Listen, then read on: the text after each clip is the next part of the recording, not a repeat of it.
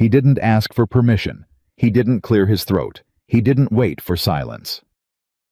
Ethan Carter walked straight to the center of the ballroom, reached into his jacket, and dropped a manila envelope onto Victoria Blackwell's table so hard that 5 champagne glasses shook. The music stopped. 500 people stopped breathing. And Ethan, a man these people had spent years looking through like he was made of air, looked Victoria Blackwell dead in the eyes and said, "Every number in that envelope is a body that hasn't fallen yet. You want to keep this quiet. You're already too late." She had called him just a poor, single dad. She had no idea what she'd woken up. What city are you watching from right now? Drop it in the comments below. I want to see exactly how far this story travels. And if you believe that quiet men are sometimes the most dangerous ones, hit subscribe and turn on notifications. Because we are just getting started. He almost didn't step forward. That's the part nobody talks about, the half second before a man decides who he is. The moment where the easier choice is right there, clean and available, and all you have to do is keep walking. Keep your eyes forward. Keep carrying the tray. Ethan Carter had been carrying the tray for 14 months.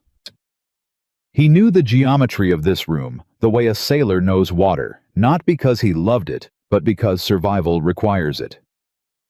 He knew which tables tipped and which ones didn't. He knew that the man in the corner by the east window, Gerald Fitch, CFO of Bridgemont Capital, had never once made eye contact with him in 14 months. Not once. Not even by accident. Ethan had tested it quietly the way a man with a precise mind tests things direct line of sight 3 seconds nothing. To Gerald Fitch. Ethan Carter did not exist. He was a function. A tray that moved. That was fine. That was the job. The Grand Meridian Club existed in a specific layer of New York where money had aged long enough to stop feeling the need to announce itself. No velvet ropes. No bouncers with earpieces. Just a certain quality of silence in the carpets, a certain weight to the silverware, a certain practiced ease in the way the guests wore their wealth like a second skin they'd been born into and never once questioned. Tonight was the Manhattan Corporate Excellence Foundation Gala, which was, as best as Ethan had ever been able to determine, an annual event where billionaires handed each other awards for being billionaires and photographers documented the exchange so that posterity would understand how generous the powerful could be when the audience was sufficient. He was moving a tray of champagne toward the east corridor when the silence dropped. Not a loud silence. Not a crash and shatter silence. Something more surgical, a hush that spread outward from one spot near the private dining entrance like a ripple moving away from a stone. The kind of quiet that tells you something is happening that everyone can see and nobody intends to stop. Ethan turned. 20 feet away, Victoria Blackwell was standing over a boy named Marcus. Marcus was 19. He worked the Tuesday night corridor, plates, bread stations, whatever needed moving. 3 weeks earlier, during a 10-minute break in the service alcove, he'd told Ethan he was saving money for community college.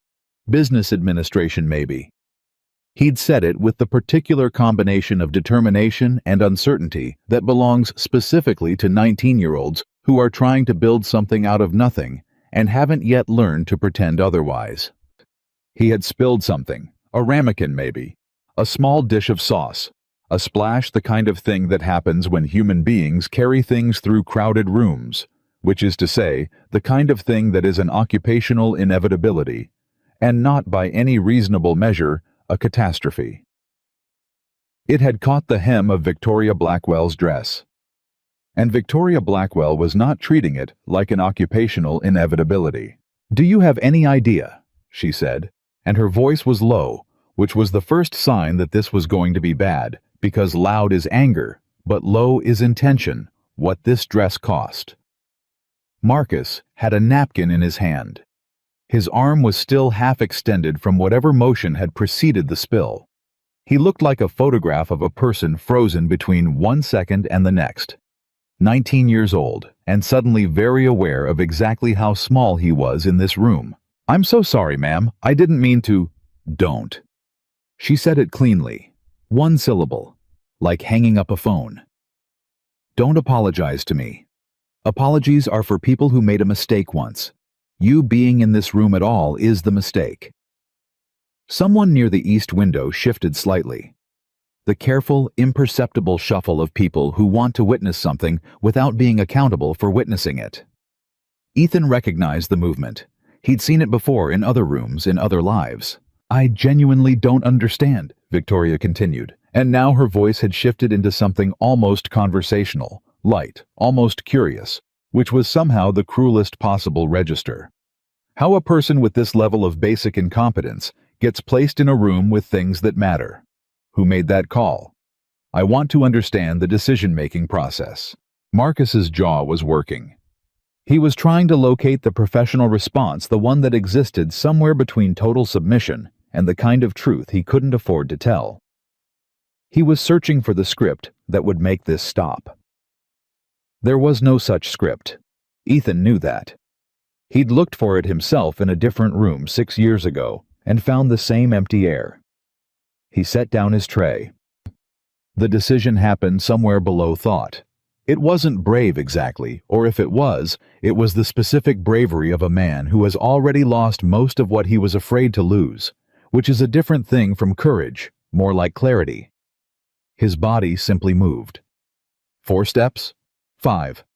And then he was standing beside Marcus, and the geometry of the scene had changed. Ms. Blackwell. His voice was level. Not loud, not deferential, just present. The way a wall is present. Victoria Blackwell turned to look at him. Her eyes moved over him in a quarter second, the fast categorical scan of someone who processes service workers the way other people process background noise. Up-down categorized, filed. The fault is mine, Ethan said. I came around the corridor corner too fast and bumped his tray. He didn't have time to compensate. I've already spoken to the floor manager. Your dress will be taken care of tonight, and the full cleaning cost is on us. It was a lie constructed so cleanly that it left no fingerprints. Everyone within earshot knew it was a lie. The geometry was wrong. Marcus had spilled nowhere near a corridor, and this man had arrived from the opposite direction.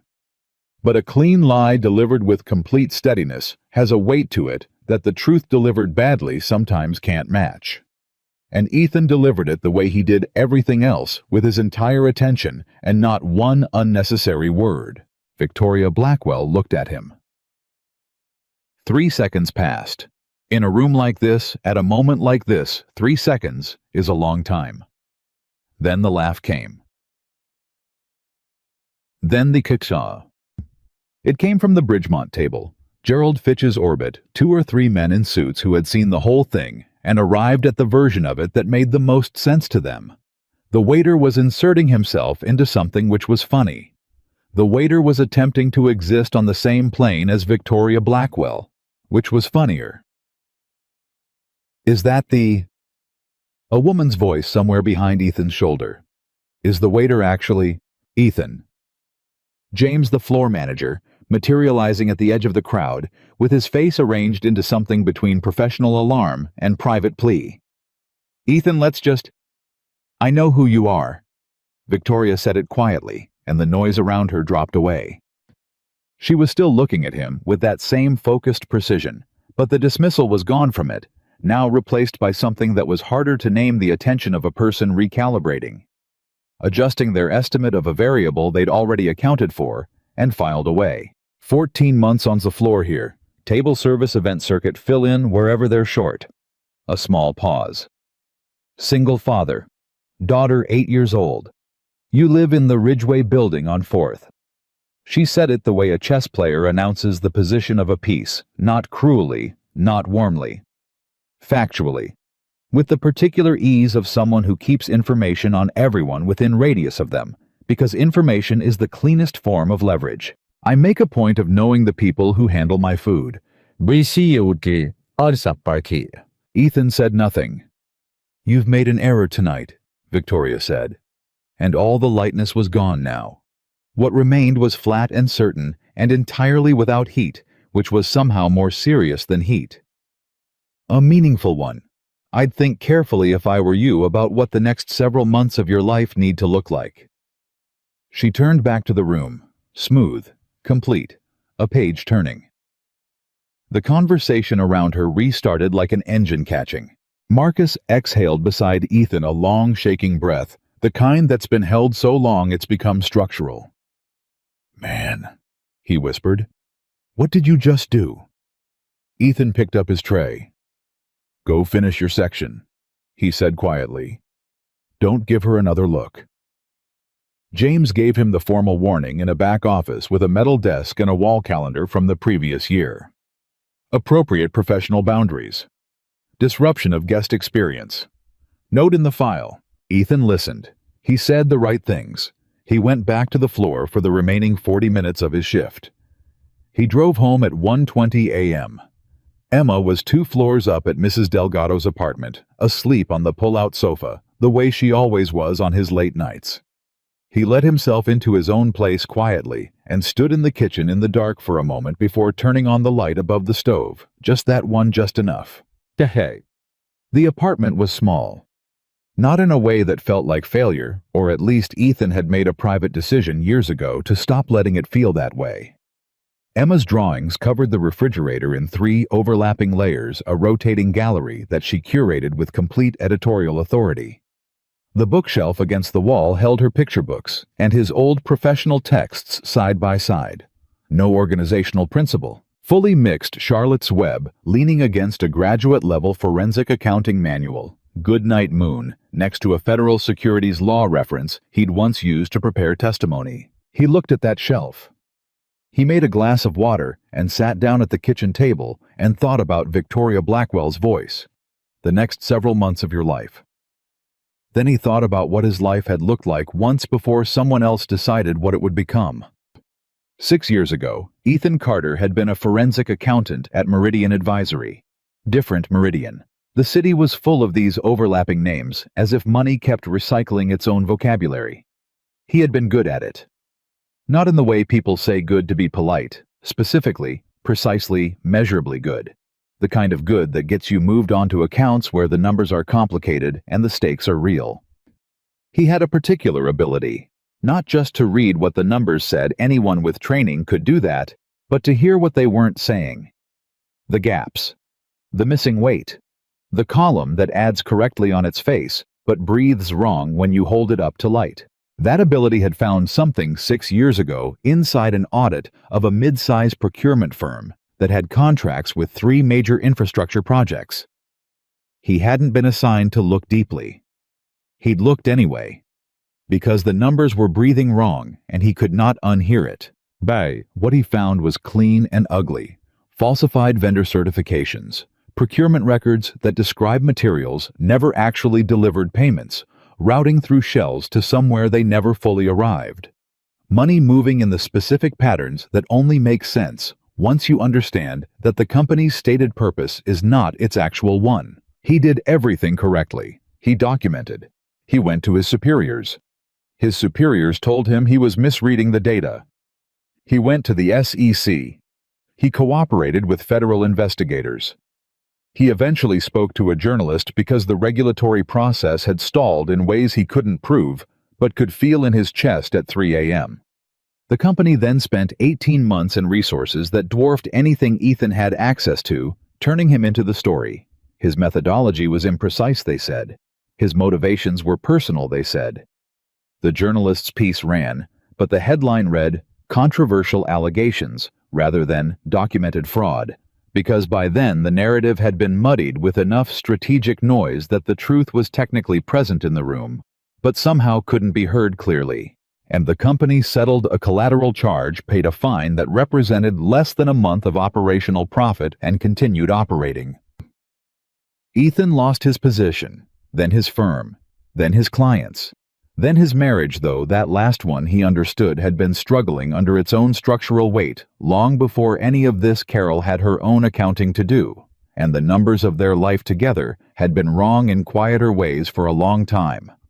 She'd moved to Portland. They'd agreed on Emma during the school year, with Ethan summers with Carol. Emma had been 2 years old when the world came apart. She had no memory of any version of her father except this one. The one who packed her lunch and checked her homework and showed up every single day even when showing up was the hardest possible option. He had rebuilt what he could. Consulting gigs that didn't last. Teaching that didn't fit. The waiter job had started as a bridge between two other things, a stopgap 3 months maximum, just until something else resolved. The stopgap had become 14 months without ever announcing the transition. He sat at the kitchen table.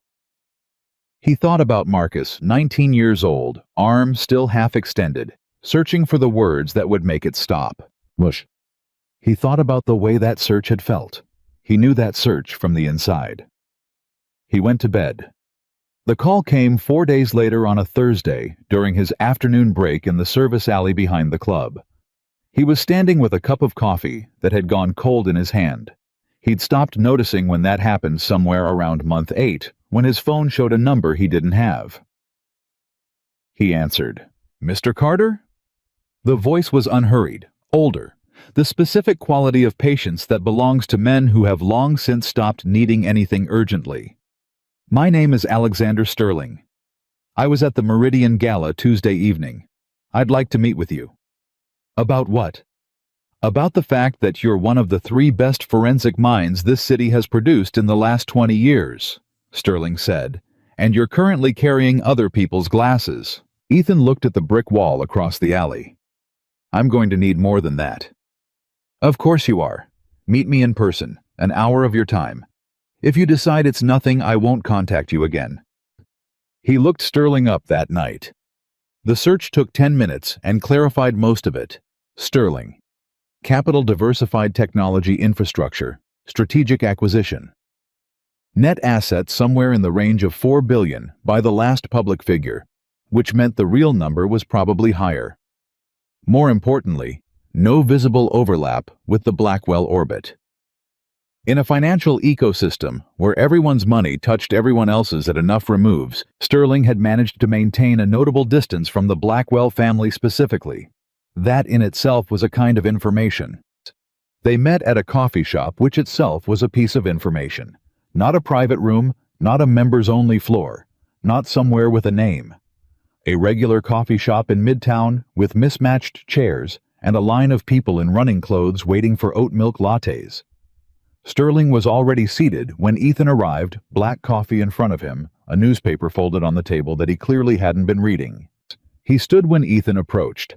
Handshake brief, direct, the kind that communicates rather than performs. "Thank you for coming. You said you had something specific." Ethan sat.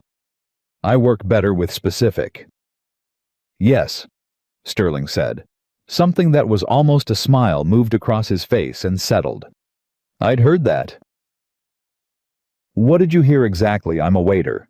You were a forensic accountant who found a sophisticated multi-year procurement fraud, documented it thoroughly, pursued every legitimate channel, and got systematically destroyed for being correct." Sterling said it without editorializing. Just the facts of it laid flat. "You were right about everything. The truth was in the room. It didn't matter." Ethan said nothing. "I have a problem," Sterling continued. "Blackwell Industries closes a merger with my primary strategic partner, ClearPath Infrastructure, in approximately 6 weeks. My due diligence team has cleared it. The numbers on paper work." He paused. "But I have a feeling." "What kind of feeling?" "The kind that wakes you up at 4 in the morning because something in the structure is wrong and you can't locate the wrongness yet." He turned his coffee cup once on the table. "My team is good, but they're looking for the things that due diligence teams look for. I need someone who knows specifically how these things are hidden. Someone who has been inside one of these structures and survived it." He looked at Ethan directly. "What I think is inside Blackwell's supply chain is not just fraud. I think there are falsified structural certifications, steel components, building materials. Things that go into projects where people live and work. Things where, if the falsification runs as deep as I suspect, the eventual failure won't be financial." The coffee shop continued its noise around them. "People die," Ethan said. "Yes." He looked at the table. What do you need from me? Access to Blackwell's documentation comes through me legitimately merger partner, standard review process. You analyze what I bring you. You tell me what your team doesn't see. And if I find it, then we take it somewhere it can't be buried. Federal investigators who aren't connected to the Blackwell donor network. Independent journalists with the resources to publish before an injunction can land. We build it so complete that there is no room to muddy it. He said the last word without emphasis, but he was watching Ethan when he said it. Ethan felt that word land. Muddy. Sheol. He'd spent 6 years carrying that word around. The specific texture of a truth that was technically present and somehow still lost. He knew what it weighed. I have a daughter, Ethan said. 8 years old. She is not part of whatever this is. Understood. Fully. I mean it. The moment anything near her, you stop. Immediately. No questions asked, no pressure from me. Sterling said it without hesitation or performance. Mr. Carter, I'm not asking you to sacrifice anything. I'm asking you to do the specific work that you happen to be better at than anyone I can hire. Everything else is mine to manage. Ethan looked at him for a long moment, measuring. The way you measure a number that looks right but needs to be verified. Then he said, "Show me what you have." Sterling reached into the bag at his feet and placed a folder on the table between them. Ethan opened it. The numbers were right there, clean on the surface, correct in all the ways that a casual reading would confirm. But underneath in the spacing between the columns and the specific weight of certain zeros, something was breathing wrong. He could hear it immediately. He turned the page. His eyes moved fast and then slowed, the way they always slowed when the thing he was looking for was actually present. A particular stillness came over him. The stillness of a man who has just found the exact shape of what he'd been sensing. He turned another page. There it was. Not all of it, not yet, but the edge of it.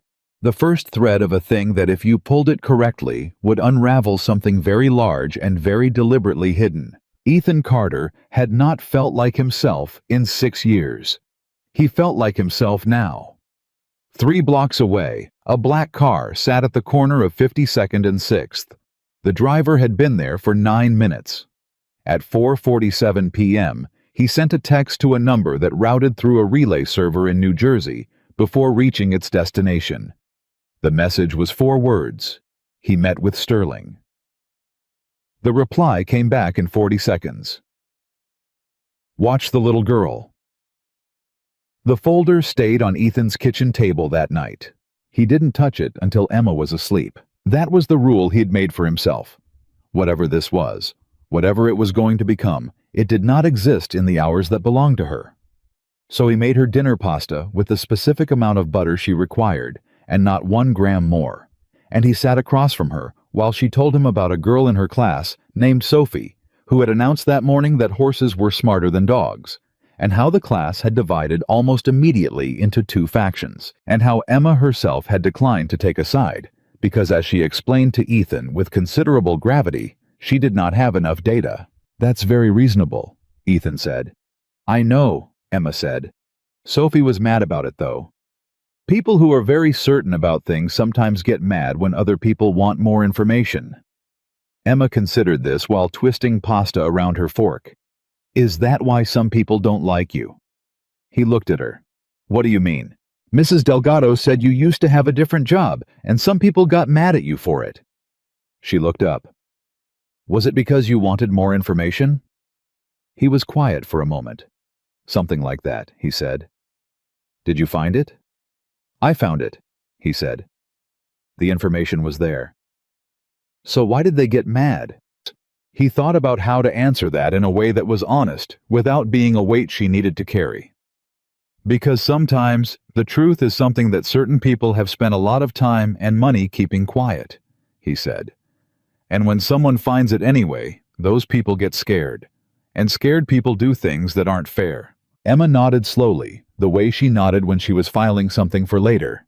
Then she went back to her pasta. Sophie will come around, she said.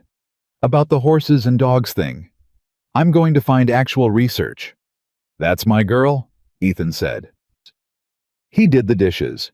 He read to her for 20 minutes. They were 3/4 through a book about a girl who discovers her grandmother had been a codebreaker in World War II, which Emma had chosen herself, and which Ethan found quietly devastating in ways he didn't examine too closely. He turned off her light at 8:30. He stood in the hallway outside her door for a few seconds, listening to the specific quality of silence that meant she was actually going to sleep and not conducting further private research under the covers with a flashlight. Then he went to the kitchen table and opened the folder. He worked for 4 hours without stopping. By midnight, he had filled 6 pages of a yellow legal pad with notes in his tight, precise handwriting. Not conclusions, yet not accusations, just questions. The specific kind of questions that a certain type of number asks when you know how to listen. A procurement subaccount that appeared in Q3 filings but had no corresponding vendor registration. A series of material certifications for structural steel delivered to 3 separate Blackwell construction projects, all certified by the same third-party testing firm. A firm that, when Ethan ran the registration number, turned out to have been dissolved 14 months before the certifications were dated. Steel certified by a company that no longer existed for buildings that were currently occupied. Batse. He set down his pen. He sat back. His hands were steady. His mind was very quiet the way it got when something large and serious came fully into focus. Not loud, not panicked, just clear. The specific clarity of a man who has seen this shape before in a different room and knows exactly what it means and exactly what it costs to say so. He picked up his phone and sent Sterling a single text. The firm that certified the steel on the Harbor Point project. Find me everything you can about who owned it before dissolution. I need it by morning. Sterling replied in 4 minutes, which meant he'd been awake, already pulling it. What did you find? Ethan typed, enough to know this goes deeper than procurement fraud. Call me at 6. Yeah. He closed the folder. He turned off the kitchen light. He stood in the dark for a moment and listened to the building around him. The pipes, the distant sound of the street, the small sounds of a city that never fully sleeps. Someone had certified dead steel for living buildings. And someone had made sure no one would look closely enough to find it. Until now. Wetry, Sterling called at 5:58. The testing firm, he said without preamble. Consolidated Materials Verification, LLC. Registered in Delaware, dissolved 16 months ago. The sole registered agent was a man named Paul Greer. Greer's last known employment before the shell company was Blackwell Industries, Procurement Division. He left Blackwell in 2019 with a severance package that was by any standard extraordinarily generous for his level. Hush money dressed as severance, Ethan said. That would be my read. Who was his direct supervisor at Blackwell? A pause. Papers moving. A VP of operations named Daniel Marsh, who currently reports directly to Victoria, Ethan said. Yes. He looked at the legal pad in front of him. 6 pages of questions that were beginning to answer themselves. This isn't just about the merger, Sterling. You understand that. I know. The Harbor Point project has been occupied for 2 years. There are families in that building. If the structural steel is substandard... I know, Sterling said again, and his voice was different now, quieter, heavier. That's why I came to you. My team found a discrepancy and flagged it as a financial risk to the merger. I looked at it and understood it was something else entirely. He paused. How long do we have before this needs to move? Depends on how many other projects are in the same chain. Ethan flipped back through his notes. I found 3. I think there are more. I need the full list of Blackwell construction projects from 2018 to present every material certification on record and the procurement subledgers for the last 5 fiscal years. That's a significant ask through merger review channels. Can you get it? A beat. Yes, give me 48 hours. You have 36, Ethan said. Because in 48 hours, Victoria Blackwell's lawyers will have noticed that your due diligence request went significantly deeper than standard scope and the window closes. A longer pause this time. You've done this before. I've been through what happens when the window closes, Ethan said. I'm not doing it again. He hung up and stood at his kitchen window in the gray early light. The street below was quiet. A delivery truck moved through the intersection. A woman walked a dog. Normal things. The kind of ordinary morning that happens right up until it doesn't. His phone buzzed. Not Sterling. A number he didn't recognize the second time in a week. But this time when he answered, there was no voice. Just a sound, brief and deliberate, and then the line went dead. It took him a moment to identify what he'd heard. Then his stomach dropped. It was Emma's voice, a fragment 3 or 4 words from a conversation captured and played back at him like a reminder. His daughter's voice through a phone he'd never called from a number that didn't exist. He stood completely still for 10 seconds. Then he called Mrs. Delgado. I need a favor, he said when she picked up, her voice thick with sleep and concern. I need Emma to stay with you for a few days, maybe longer. I'll explain everything I can, but right now, I need to know she's not going to be alone. Ethan, what's happening? I'm working on something, he said. Something that some people would prefer I wasn't working on. Mrs. Delgado was quiet for a moment. She had lived in this building for 30 years. She had seen things. I'll keep her, she said. You do what you need to do. He went to Emma's room. She was still asleep, one arm thrown over the edge of the mattress hair across her face. He stood in the doorway and looked at her for a long time. He did not feel afraid exactly. He felt something sharper than fear and calmer than anger. A cold, settled certainty about exactly how far he was willing to go, and exactly what would happen to anyone who made the mistake of thinking Emma was a pressure point. She wasn't a pressure point. She was the reason there was no limit.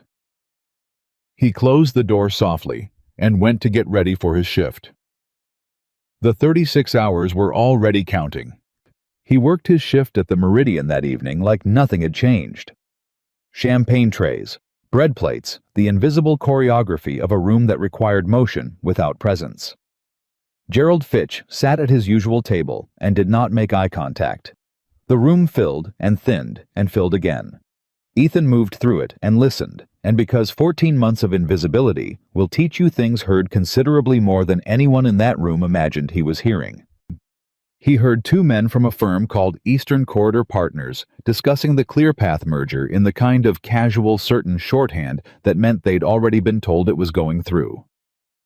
He heard a woman mention Blackwell Industries' Q1 numbers in a tone that suggested she'd seen something in them she didn't entirely understand.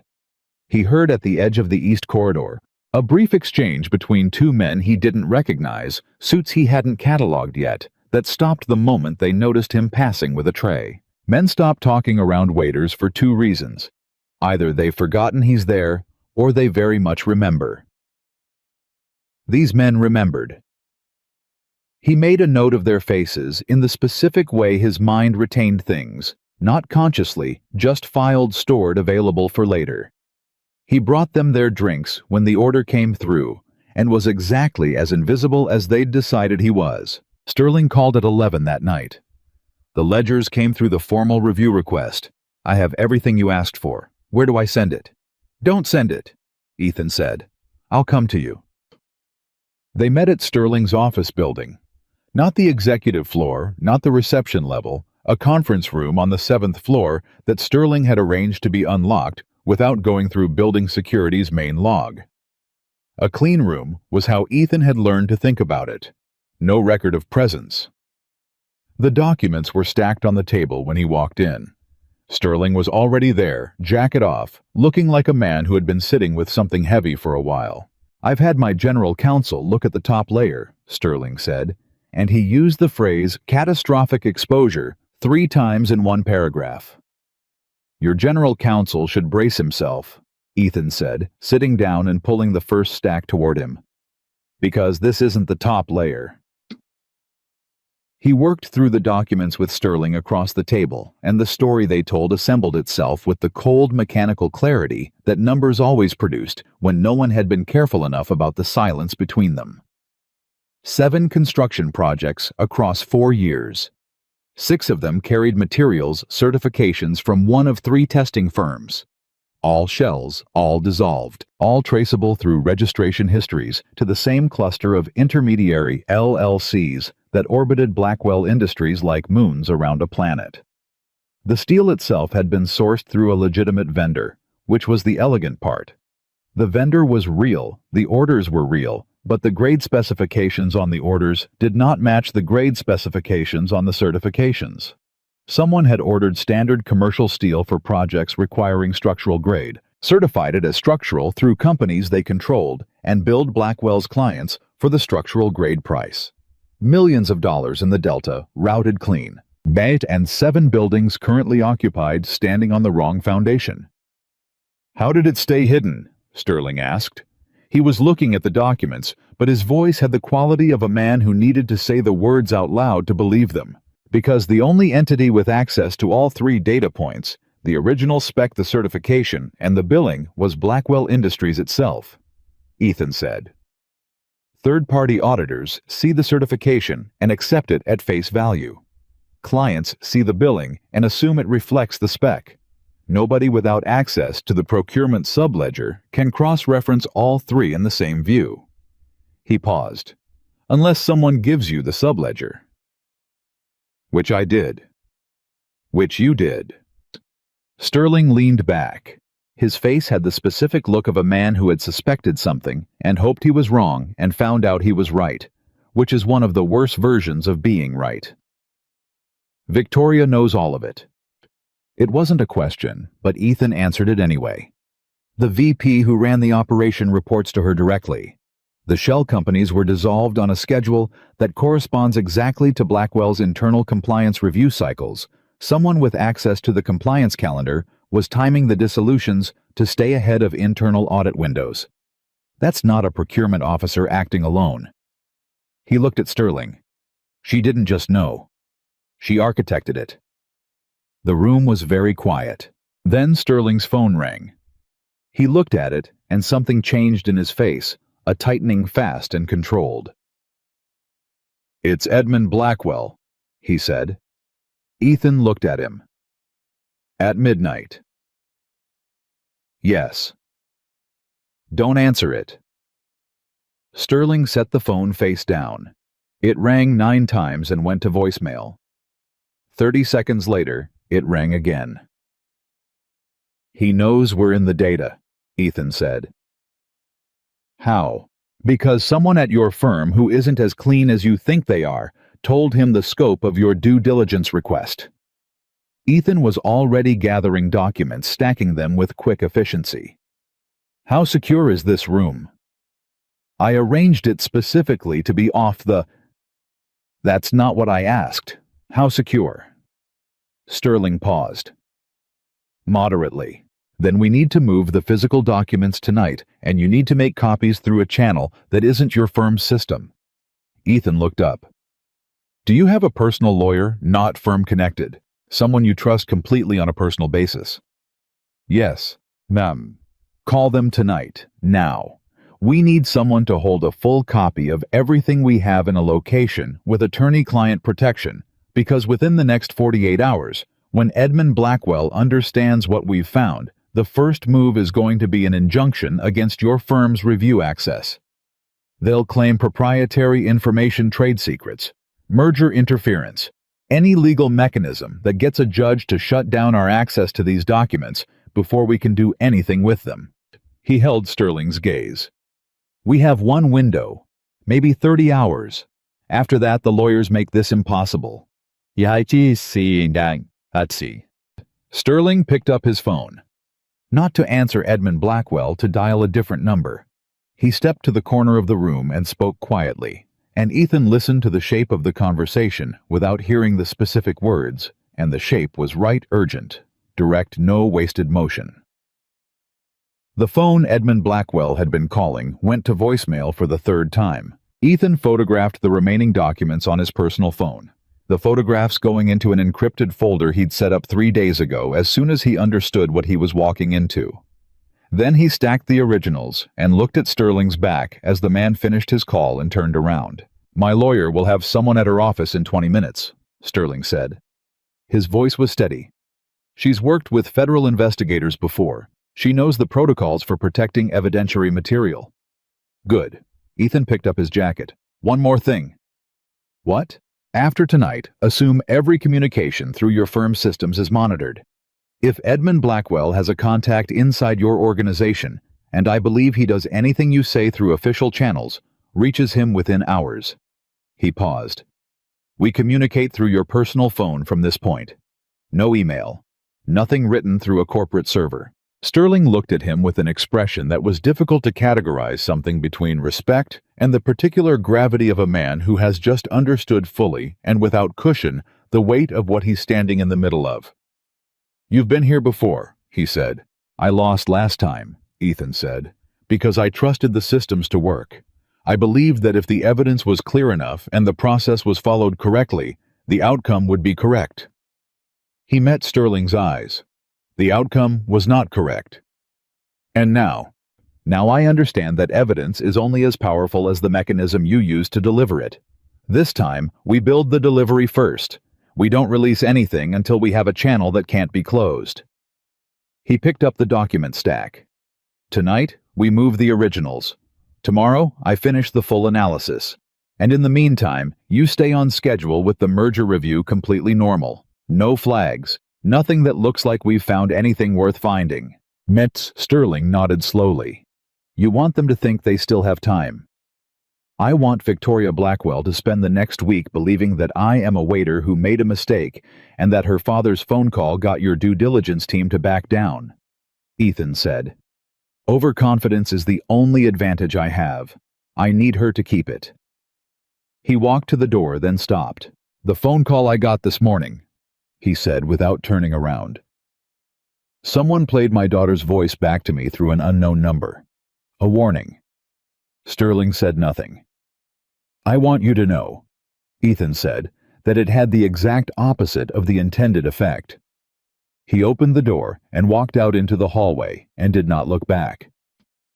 Downstairs on the street, he flagged a cab rather than taking the subway harder to track without a card swipe, and sat in the back with the documents against his side and the city moving past the windows, and his mind working through the sequence of the next 30 hours with the same quiet, total focus that he had given to every important thing he had ever done. He thought about 7 buildings. He thought about the families inside them.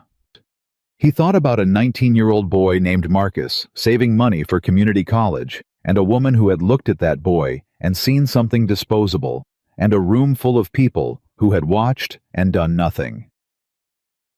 He thought about 6 years of carrying the weight of a truth that had been technically present in a room and somehow still lost.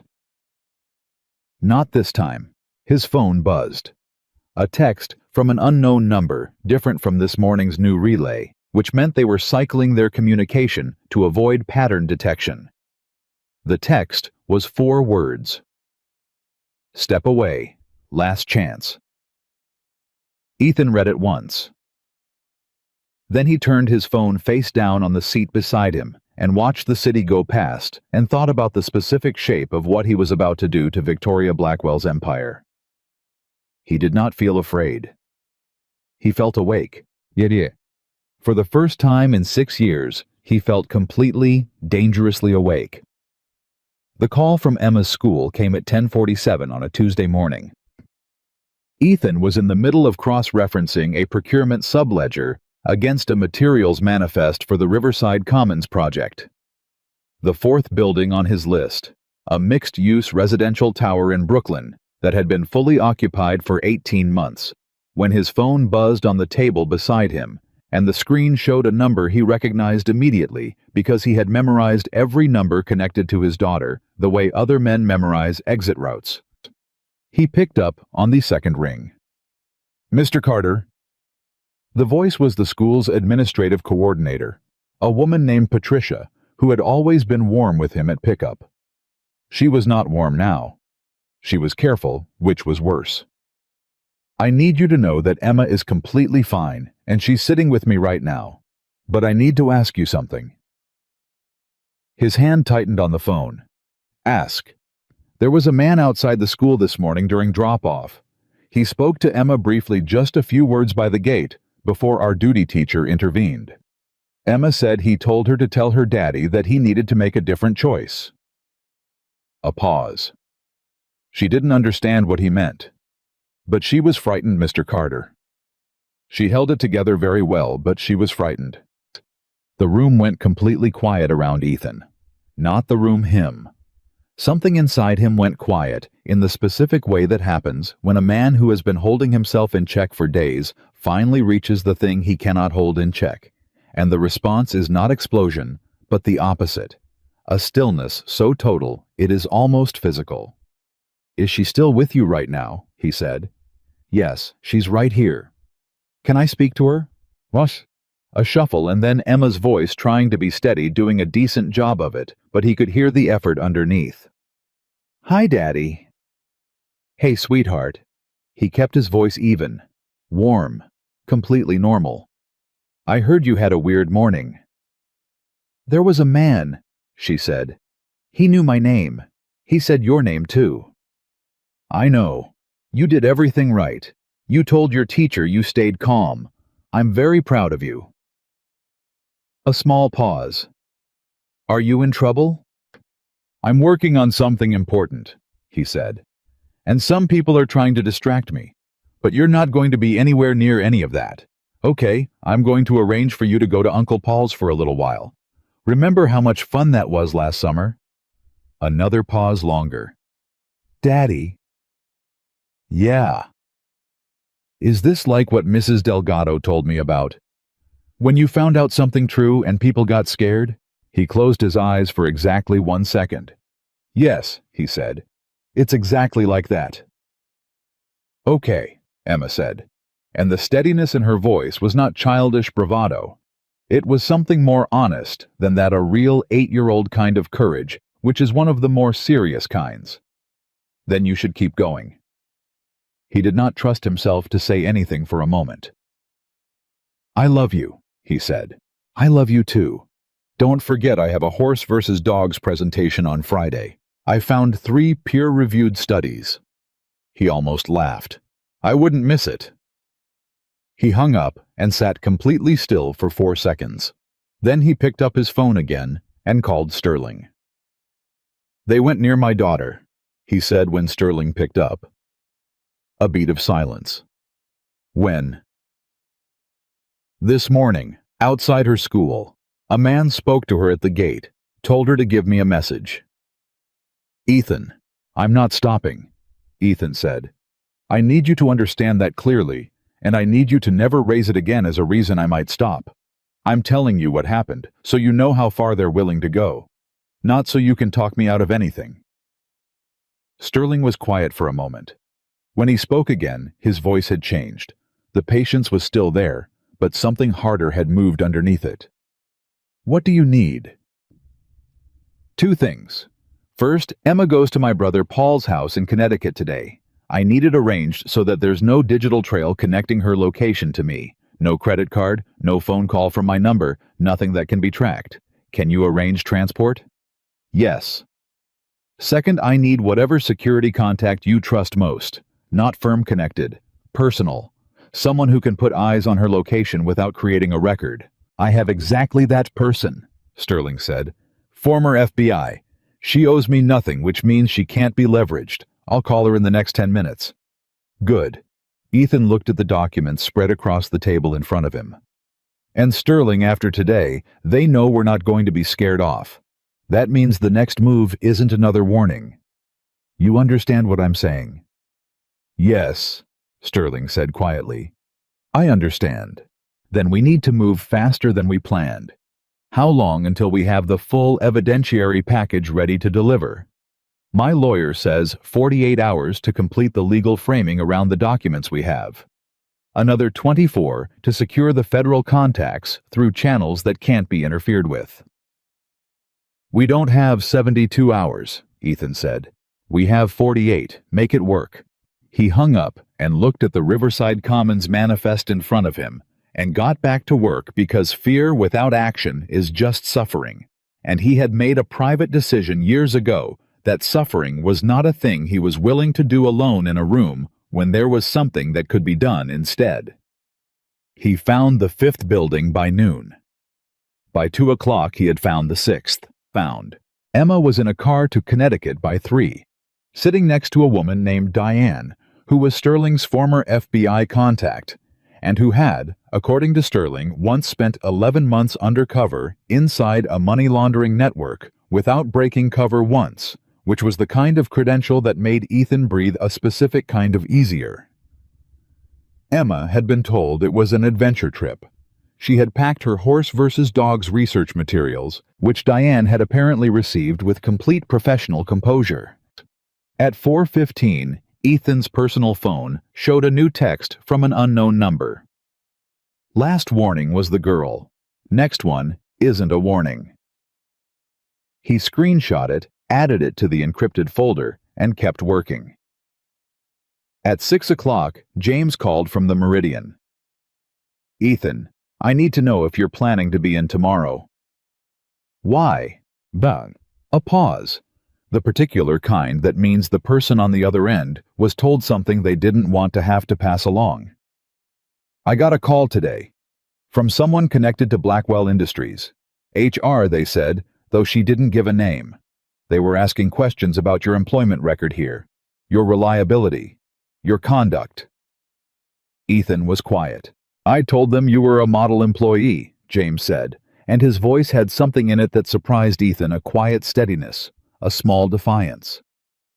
"I told them your conduct record was clean and your work was excellent, and I had nothing negative to report." "James, I was at the gala that night," James said. "I saw what you did for Marcus, and I've been in this business long enough to know the difference between someone causing a problem and someone doing the right thing." Another pause. "I don't know what's going on with you, Ethan, but I hope it goes the way it should." "Thank you," Ethan said, and he meant it in a way that was larger than the word. He was back at the documents within 60 seconds because gratitude, like fear, was something that mattered deeply and had to wait. The call he'd been expecting came at 8:17 that evening. Not a text this time, not an unknown number relay. A direct call from a number that resolved when he ran it through the reverse lookup service Sterling had given him access to, as registered to a communications firm that was listed as a vendor in Blackwell Industries' Q2 operating expenses. They weren't even bothering to be subtle anymore. He let it go to voicemail. 18 minutes later, he played the message. It was Victoria Blackwell's voice. Unhurried. Clear. The same precise flat register she'd used at the gala, the voice of someone who has long since made peace with the necessity of doing unpleasant things. "Mr. Carter, I think you know by now that I'm aware of what you've been doing with Alexander Sterling. I want to be direct with you because I think you're an intelligent man, and direct communication respects that. What you believe you've found does not mean what you believe it means.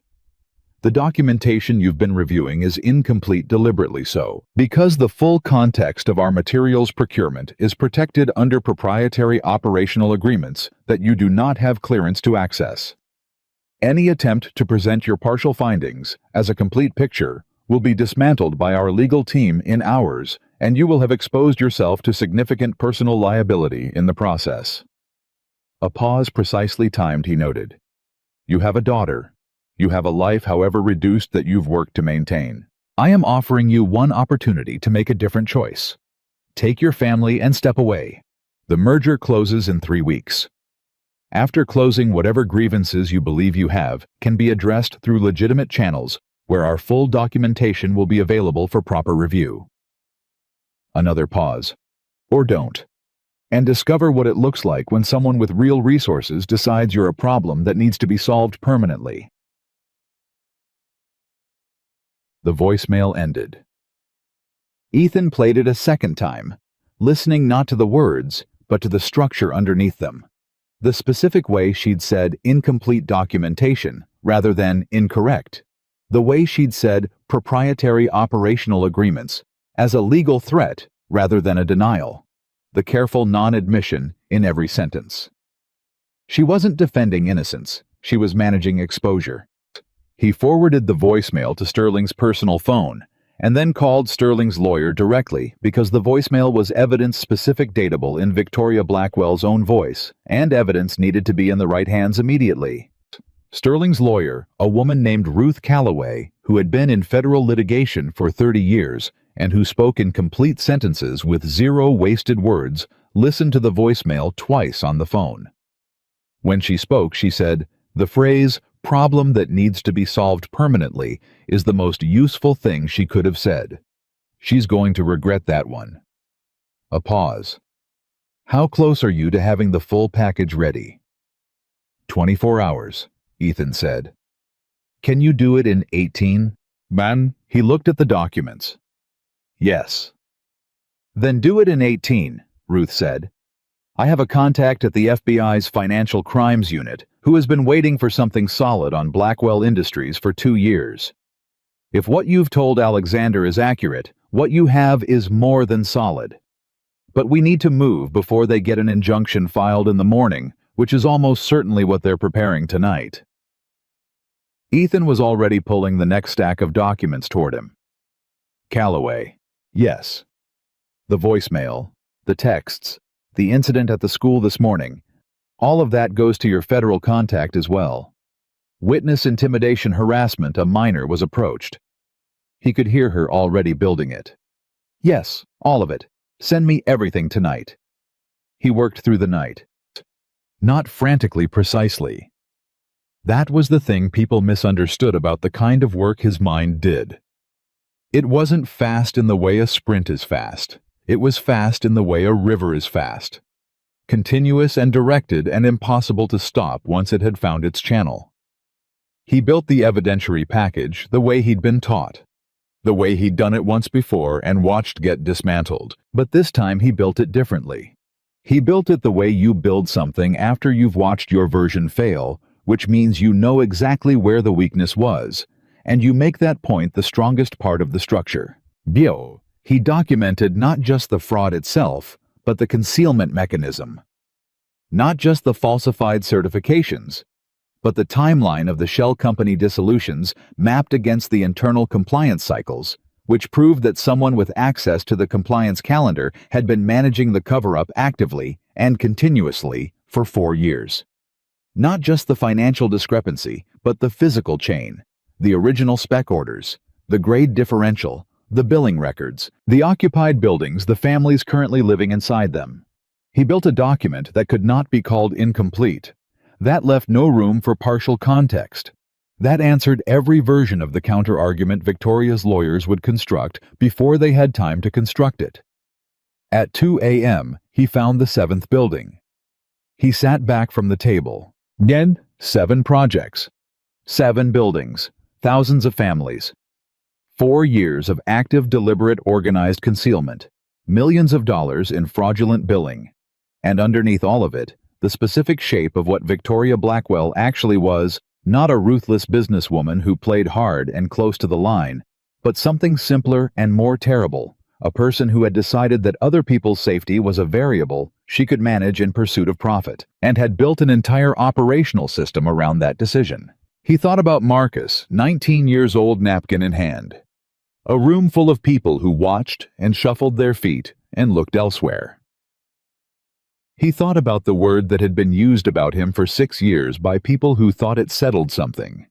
Poor, single, dad. He picked up his pen and kept working. At 4:30 a.m. His phone buzzed. Not a call, not a text. An alert from the building's front door camera, which he'd connected to a motion detection app 2 days ago without telling anyone. Someone was in the vestibule. Not the front entrance. The service entrance on the side alley. What? He moved fast and quiet, the way a man moves when there is no time to think about moving. He took the documents off the table, the physical copies, and the legal pad, and put them inside the fireproof lockbox he'd bought 3 days ago and stored in the back of his closet behind Emma's winter coats. He pocketed his phone. He left the table clear. Then he sat down in the kitchen and waited. Nothing happened. 4 minutes passed. The motion alert didn't trigger again. He checked the camera feed. The service entrance was empty. Either someone had been there and left, or the camera had caught something ambient. He stayed at the table for another 10 minutes, completely still, breathing slowly. Then he opened his laptop and kept working. Because that was the choice. Every time that was the choice. Not the heroic version, not the version where the right decision announces itself with a clear conscience and a swelling score underneath. Just the quiet, continuous, exhausting choice to keep going when stopping would be so much easier. He sent the completed evidentiary package to Ruth Calloway at 6:18 a.m. Her reply came back in 11 minutes. "This is complete. This is actionable. I'm calling my federal contact at 8. Be available." He made coffee and watched the gray light come up through the kitchen window. Sterling called at 7:45. "Our due diligence access was suspended this morning. Blackwell's lawyers filed an emergency motion at 6 a.m. Proprietary Information Protection Merger Interference, exactly what you predicted." A pause. "But Ethan, we already have everything." "I know." "How did you know they'd move at 6? "Because that's when the courts open for emergency filings," Ethan said. "And because Victoria Blackwell is methodical. She does the clean version of every move before she considers anything messier. The legal motion is the clean version. And the messier version." Ethan looked at the lockbox in his closet, at the cleared kitchen table, at the motion alert on his phone that had gone off at 4:30 in the morning. "Already tried," he said. "Shaw." Calloway called at 8:22. "I've spoken to my contact. Her name is Special Agent Diana Reyes. She's with the FBI Financial Crimes Unit, and she has been building a peripheral case on Blackwell Industries for 26 months. Corporate informants, financial anomalies, nothing solid enough to move on. What you've given me is the solid piece she's been missing." A pause, and for the first time, Ruth Calloway's voice carried something beyond its professional flatness. Something that was, if he was reading it correctly, close to satisfaction. "She wants to meet you. Today. Where and when?" 11 o'clock. I'll text you the address. Ethan, bring everything you have on the school incident, and the voicemail specifically. Reyes is building a parallel track for witness intimidation, and a sitting billionaire leaving a threatening voicemail for a witness is the kind of thing that makes federal prosecutors very, very happy. He met Agent Reyes at a federal building conference room at 11 o'clock exactly. She was 40-something, compact, with the kind of attention in her eyes that made you understand immediately that she had spent a very long time watching people try to hide things. She shook his hand, sat down across from him, and opened a folder. "Mr. Carter," she said, "I've reviewed what Calloway sent me this morning. Walk me through how you found the shell company dissolution pattern." He walked her through it. All of it. The procurement subledger, the certification timelines, the grade differentials, the shell company registration histories, the compliance calendar correlation. He spoke clearly and without editorializing, the way he'd been trained, the way he'd done once before in a federal conference room, and watched it not be enough. Reyes listened without interrupting. When he finished, she closed her folder. "The compliance calendar correlation is the key piece," she said. "We had the financial discrepancy on 2 of these projects from a corporate informant 14 months ago. We couldn't close the loop on who had access to the concealment mechanism. The calendar correlation closes the loop." "It points to Victoria directly," Ethan said. "It points to whoever had access to the internal compliance schedule," Reyes said carefully. "Which, when we cross-reference against Blackwell's organizational chart and internal access logs, which we have had for 8 months through a separate investigative thread, yes. It points to Victoria Blackwell and to her father." She looked at him steadily. "How solid are you on the grade differential? Can that be challenged?" The original purchase orders have the commercial grade specification in Blackwell's own procurement system.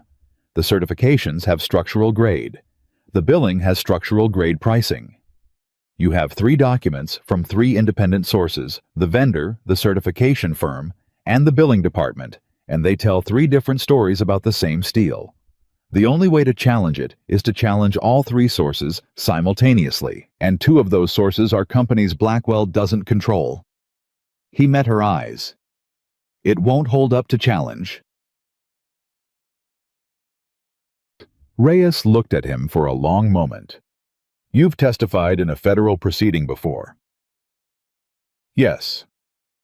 It didn't go well. The evidence was buried before the proceeding reached the stage where testimony mattered, he said. The evidence was there. The channel was compromised. The channel isn't compromised this time, Reyes said. I want you to understand what that means in practical terms. This moves fast. Blackwell's lawyers filed an injunction this morning, which means they know something's coming. We won't have the luxury of a slow build. She looked at the documents. I can have an emergency grand jury review initiated within 48 hours. But I need to know, is there anything else? Anything you haven't found yet? Anything that might surface after we move and give them room to reframe? Ethan thought about the 7 buildings, the 4 years, the specific deliberate architecture of the concealment. There's an 8th project, he said. I haven't found it yet, but the pattern says there is one. The shell company registrations cover an 8-cycle period, and I've only matched 7 to specific projects. Find it, Reyes said. Before we move, I want the full picture. He nodded. Mr. Carter. She said it as he was standing to leave. The voicemail she left you, the school incident. I want you to know that those are not being treated as side matters. That is a sitting executive intimidating a federal witness and approaching a minor. Those are separate charges and they are serious ones. He looked at her. I know, he said, but that's not why I'm here. I know it's not, Reyes said. That's why I trust what you've brought me. He walked out of the federal building into the October morning. The city moved around him, indifferent and continuous the way cities always are. Traffic voices, the particular texture of a Tuesday in New York where 10,000 things are happening simultaneously, and none of them know about each other. He pulled out his phone and called Sterling. I need access to the 8th project, he said. The shell company registration cycle has one more loop. Something between mid-2020 and early 2021. Do you have any Blackwell project documentation from that period that didn't come through the merger review? A pause. My firm did an unrelated infrastructure assessment in 2021 that included a Blackwell-adjacent property in the Bronx.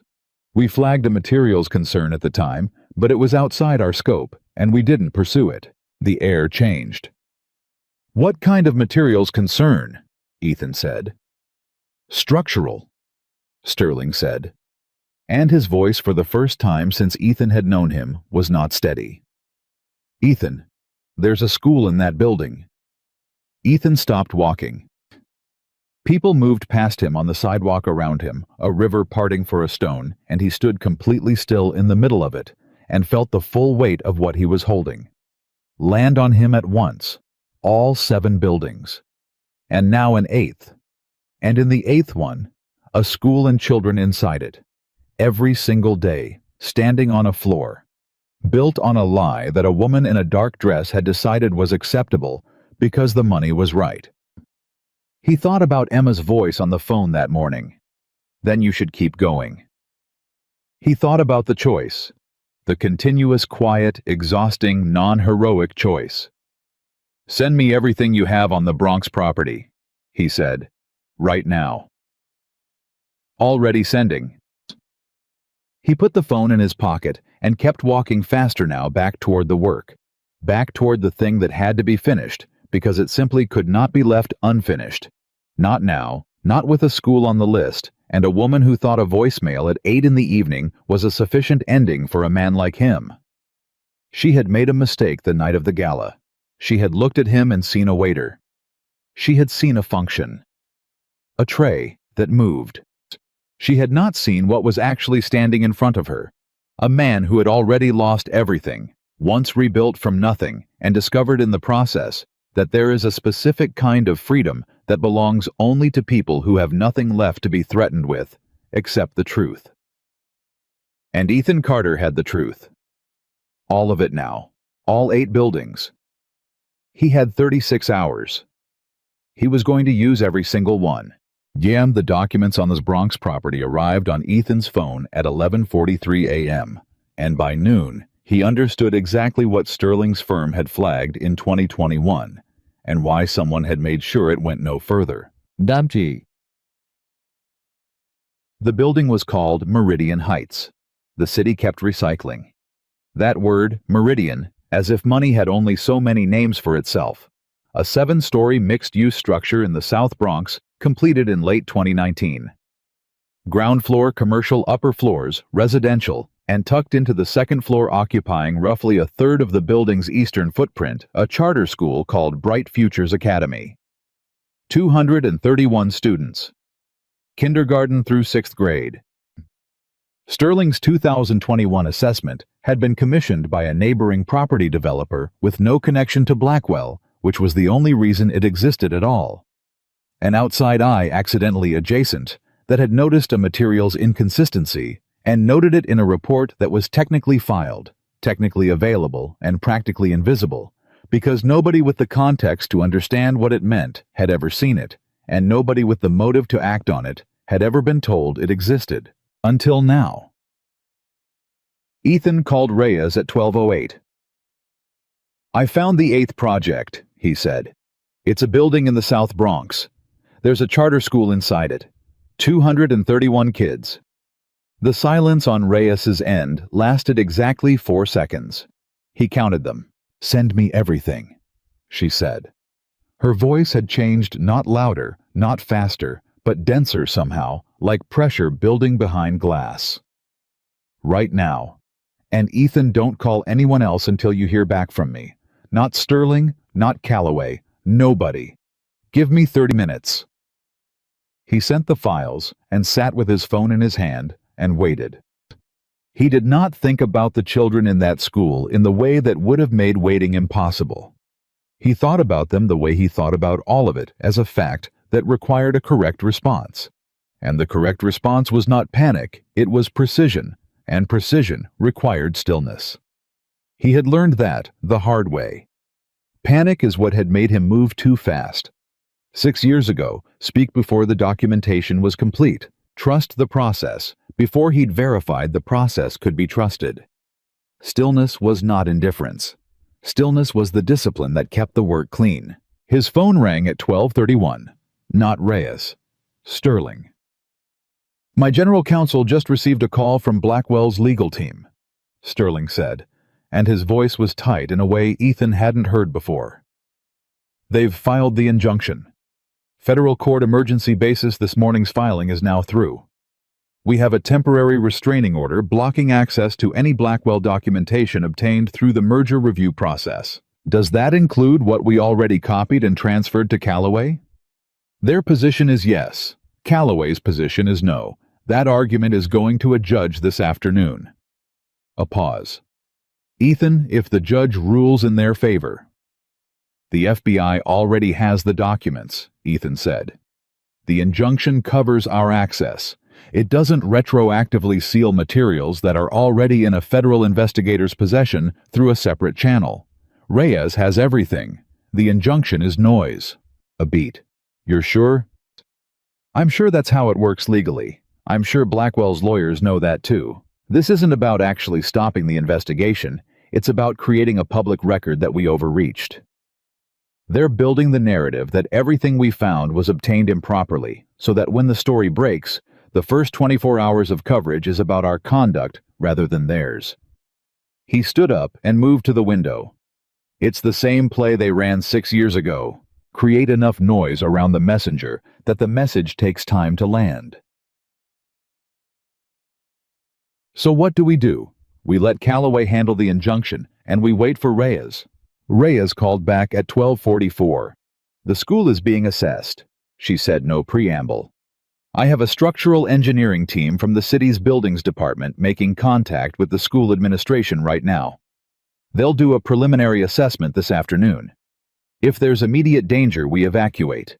If there's not, and based on the documentation, the risk is real but not acute. This is long-term structural degradation, not imminent collapse. Then we proceed on the investigative timeline. A pause. I need you to listen to me carefully about what comes next. I'm listening. Edmund Blackwell is hosting the city's annual Infrastructure and Investment Gala tonight at the Grand Meridian. Every major real estate developer, every relevant city official, every financial institution with Blackwell exposure, they will all be in one room. My team has been building toward a moment to move on Blackwell Industries for 26 months. Tonight is that moment.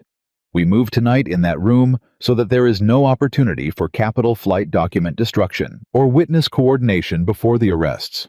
She paused again. I need you there. Ethan said nothing for a moment. You're the witness who can authenticate the documentation in real time. Reyes continued. If Edmund Blackwell attempts to deny the certification chain or the shell company structure in front of that room, you are the person who can stand there and dismantle the denial with the specific technical knowledge that no one else in that building is going to have. My agents will be positioned throughout the venue. The moment I have confirmation that the grand jury has returned an indictment, which my prosecutor tells me will happen by 6 this evening, we move. But I want you inside. You want me to walk back into the Grand Meridian, Ethan said. Yes. The building where I work, where Victoria Blackwell has already made clear she considers me a problem. Yes. He thought about the moment at the gala where he'd set down his tray and walked 20 feet and changed the trajectory of everything that followed. He thought about the way the room had laughed, the way that laugh had felt not wounding exactly, but clarifying. The laugh of people who had already decided what he was and felt comfortable saying so. What time? He said. What time? Doors open at 7. I need you inside by 7:30. Do not speak to anyone from Blackwell's orbit before I give you a signal. The signal is my agent Rachel asking you if you need anything from the bar. When that happens, you move to the northeast corridor near the private dining entrance and wait. I know where that is, Ethan said. I've worked it for 14 months. A brief pause. Right, Reyes said. And for just a moment beneath the federal agent's professional flat effect, he heard something that might have been the particular kind of respect that one precise person has for another. Right, of course you do. He called Sterling after he hung up. I need a jacket, he said. A silence. Sorry. I've been wearing a uniform in that building for 14 months. Tonight I'm not. I need a jacket that fits and isn't the thing I wear when I'm carrying other people's glasses. Can you arrange it in 6 hours?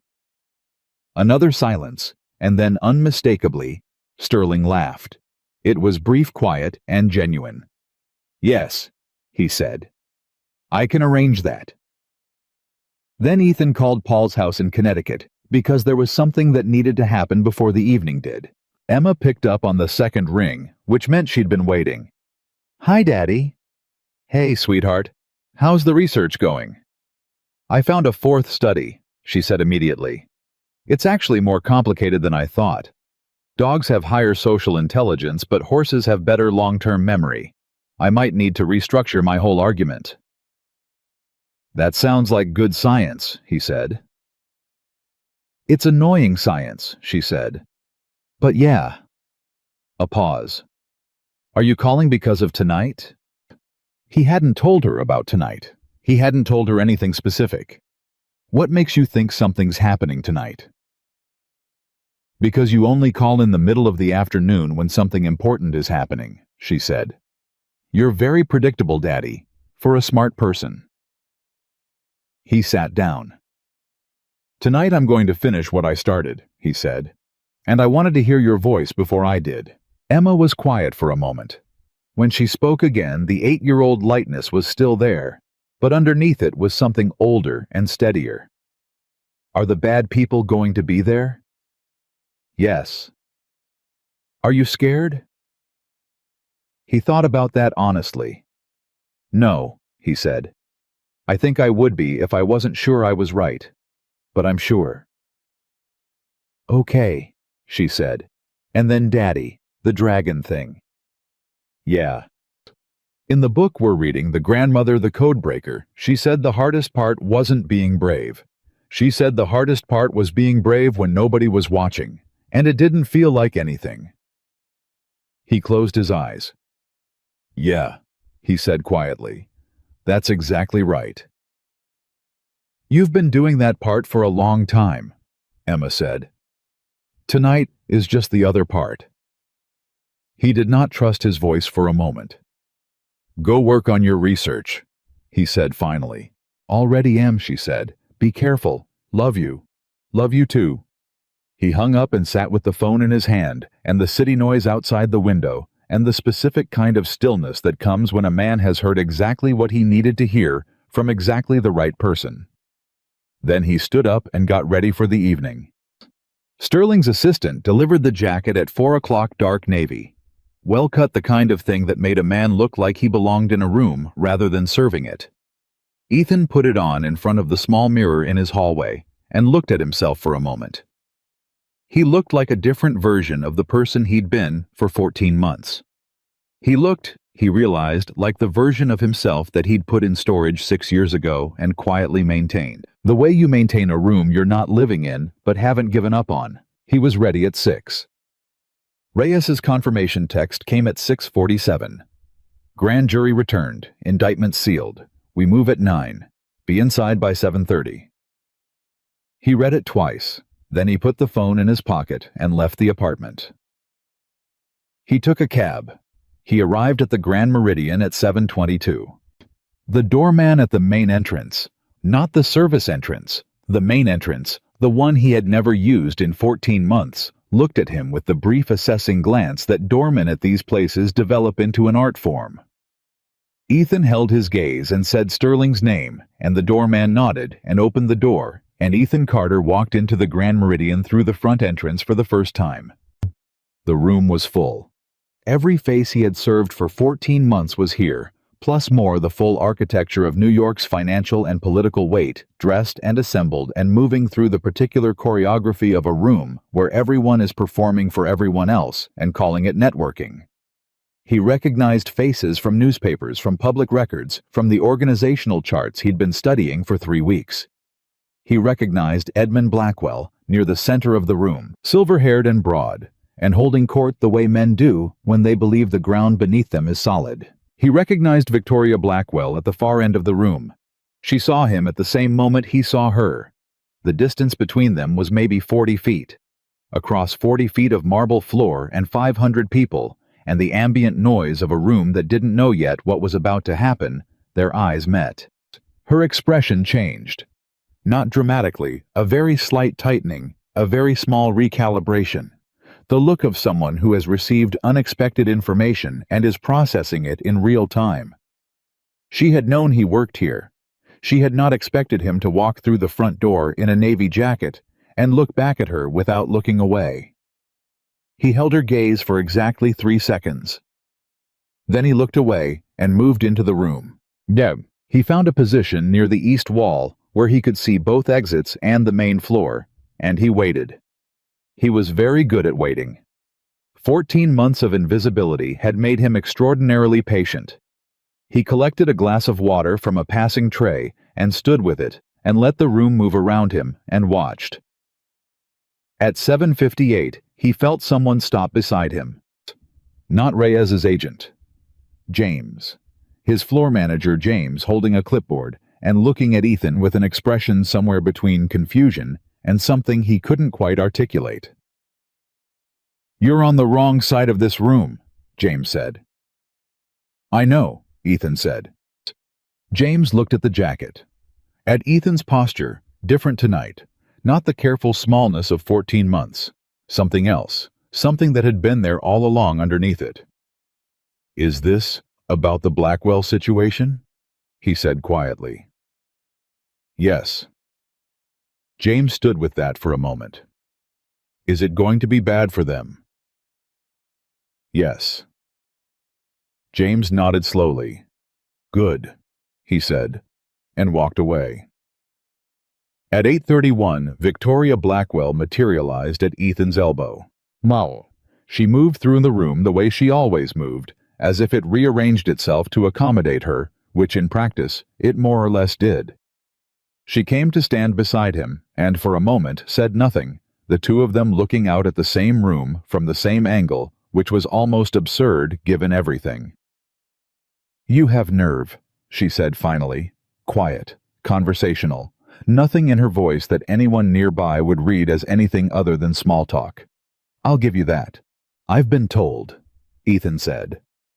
You understand that nothing you've put together is going to hold, she said. Our legal team has been 3 steps ahead of this since the moment you sat down with Alexander Sterling. The injunction this afternoon was the opening move. There are 4 more in sequence. By the time anything you've gathered reaches a courtroom, the procedural landscape will have made it inadmissible, challenged, or irrelevant. That's an interesting theory, Ethan said. It's not a theory, it's a strategy that has worked before. It worked once, Ethan said, under different conditions, with a different level of documentation and a different federal contact and a different judge. He turned to look at her directly. And without a voicemail, in your own voice, threatening a federal witness.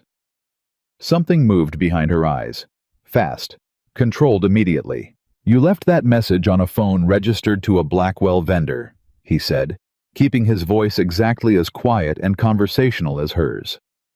Which means it's a documented communication from a Blackwell corporate asset to a person who had by that point already been in contact with federal investigators. Your lawyers are going to have a genuinely difficult time explaining that one in terms of anything other than witness intimidation. Her jaw tightened. It was the first physical tell he had ever seen from her in all the weeks of this, and it was very small and very controlled, but it was there. That message was entirely within. And the man at my daughter's school, Ethan said. That was a different problem, because a minor was approached. And that is a charge that does not negotiate well. The silence between them was dense with everything that wasn't being said. You don't know who you're dealing with, Victoria said. And for the first time underneath the flatness, he heard something else. Not fear, she was too disciplined for fear to show. But the specific tone of a person who is recalculating the weight of something they had previously underestimated. I know exactly who I'm dealing with, Ethan said. I've been looking at your numbers for 3 weeks. Numbers are more honest than people. They tell you everything if you know how to listen. He turned back to the room. I know about 8 buildings. I know about Consolidated Materials Verification. I know about Paul Greer's severance. I know about the compliance calendar. And I know about the school in the Bronx with 231 children in it. He paused. I know everything, Ms. Blackwell. And so does the FBI. She went completely still. It lasted 2 seconds, maybe 3. And in those seconds, Ethan saw something cross her face that he hadn't expected. Not the anger he'd prepared for, not the calculation he'd anticipated, but something rawer than either. Something that looked almost briefly like the recognition of a thing that cannot be undone. Then it was gone, the mask back in place, perfect and immediate. Excuse me, she said quietly and moved back into the room. He watched her go. At 8:49 she reached her father. He couldn't hear the conversation from where he stood, but he watched the body language, and it told him enough. Edmund Blackwell's face went through 3 distinct expressions in 40 seconds. Dismissal attention, and then something that settled into a stillness. Ethan recognized because he'd felt it himself. The stillness of a man who has just understood that the ground he was standing on was not what he believed it to be. Edmund said something. Victoria answered. Edmund turned and scanned the room with a different quality of attention than he'd had 60 seconds earlier. Not the relaxed survey of a man at his own event, but something searching and rapid. His eyes found Ethan. And Ethan, a man who had been invisible in this room for 14 months. A man who had been called just a poor single dad in this very building, a man who had carried trays and absorbed dismissals and kept working through the night for 3 weeks, looked back at Edmund Blackwell and did not look away. At 9:03, the doors opened. Not dramatically, not all at once. 4 agents in evening wear at the main entrance, 2 more at each side exit. Agent Rachel Diaz-Reyes's operative appeared at Ethan's left and said quietly, "Bar run, or do you want to move to the northeast corridor?" "Northeast corridor," Ethan said. He moved through the room. People stepped aside without knowing why, the way crowds part for a person moving with a specific and unconflicted direction. He reached the northeast corridor, the private dining entrance, the exact spot where he had stepped between Victoria Blackwell and a 19-year-old boy named Marcus, and stood there. Reyes came through the main entrance at 9:06 with her badge visible. The room didn't process it immediately. That was the thing about moments like this, they took a beat to land. The music kept playing for approximately 4 seconds after Reyes entered, and then the nearest cluster of guests noticed the badge and the agents fanning out behind her, and the music died in the particular mid-note way that things die when the room has finally understood what is happening. 500 people went quiet. Edmund Blackwell was still standing where he'd been when his daughter had told him. He hadn't run. Ethan noted that. Whatever else Edmund was, he was not a man who ran. He was a man who had lived long enough inside his own power to believe even now that it would somehow absorb this. "Bumbo." Reyes walked to him directly. She said something quietly. Ethan couldn't hear it from the corridor, but he knew the words by their structure, the rights, the charges, the names. She said them without theatrics, because she was not a theatrical person, and this was not theater. This was the clean, specific work of a 26-month investigation arriving at its correct conclusion. Edmund listened. His face was still. His hands were at his sides. Victoria was across the room. 2 agents had positioned themselves nearby with the practiced casualness of people who have done this before. When she saw them move toward her, she looked across the room and she found Ethan. In the corridor, standing where he'd stood that first night. Looking back at her with the same steady, unhurried attention he'd given her at the gala 3 weeks ago, over a boy with a napkin and a ruined hem. She held his gaze for a long moment. Then she looked away and let the agents reach her and did not resist. The room erupted not in chaos, but in the specific escalating wave of noise that 500 people make when they understand simultaneously that something enormous has just happened, and they were all inside it when it did. Phones came out. Voices rose. 2 men from the Bridgemont Capital table. Gerald Fitch's orbit. The men who had laughed at the waiter who dared stood with their drinks half raised and their faces doing the complicated calculus of exposure. What had they known? What could be connected to them? How far did the ground beneath them actually extend? Ethan watched it all from the corridor and felt nothing that resembled triumph.